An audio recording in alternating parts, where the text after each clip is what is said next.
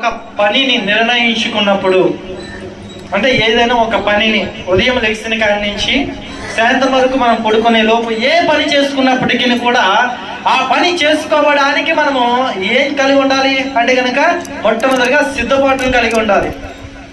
ఏం కలిగి ఉండాలి? ఈరోజు నేను ఉదయం లెగాలి, ఈ పని చేసుకోవాలి, ఈ కార్యక్రమం నేను పూర్తి చేయాలి, లేదా నేను అక్కడికి వెళ్ళాలి, ఆ పని పూర్తి చేసుకోవాలి, ఇక్కడికి రావాలి, నేను ఈ పని పూర్తి చేసుకోవాలి అని సిద్ధపాటును కలిగి ఉండాలి. ఆ సిద్ధపాటుని బైబిల్ గ్రంథం ఏమంటుంది అంటే కనుక నడుము కట్టుకొనుట. ఏమంట?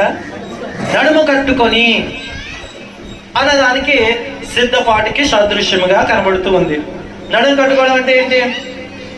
చూడండి, మనం వ్యవసాయం చేయడానికి వెళ్ళామనుకోండి, ఏ పార పని చేయడానికి వెళ్ళామనుకోండి, అక్కడ ఏం చేస్తారు? టవల్ తీసుకొని నడుము కట్టుకొని ఇక పని మొదలు పెడతారు. ఎందుకంటే ఆ పని మీద తన దృష్టి ఉంచాడు కాబట్టి. ఇంకా ఈ పనిని నేను ఈరోజు పూర్తి చేయాలి, ఈ పనిలో నేను ముందుకు వెళ్ళి ఈ పని అంతటిని కూడా చక్కగా నేను చెయ్యాలి అనేటువంటి ఉద్దేశంతో నడుము కట్టుకు ఉంటారు. ఇంకా ఏ విషయాల్లో నడుము కట్టుకుంటారు చెప్పండి? పాస్టర్స్ కూడా నడుము కట్టుకుంటారు, తెలుసా మీకు? ఎక్కడ? ఎఫోదుని ధరించుకొని ఒక రెడ్డది ఇక్కడ కడతారు, తెలుసా మీకు? బిషప్లకి అక్కడ ఏమిటంటే ఆ కార్యక్రమం అంతటిని చక్కగా జరిగించాలి అని చెప్పేసి నడుము కడతారు.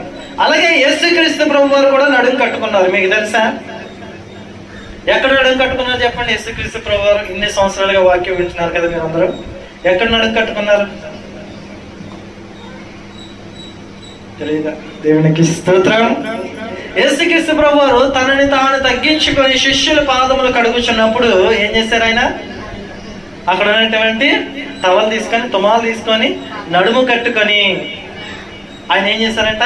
శిష్యుల పాదాలు కడిగారు. హల్లెలూయా.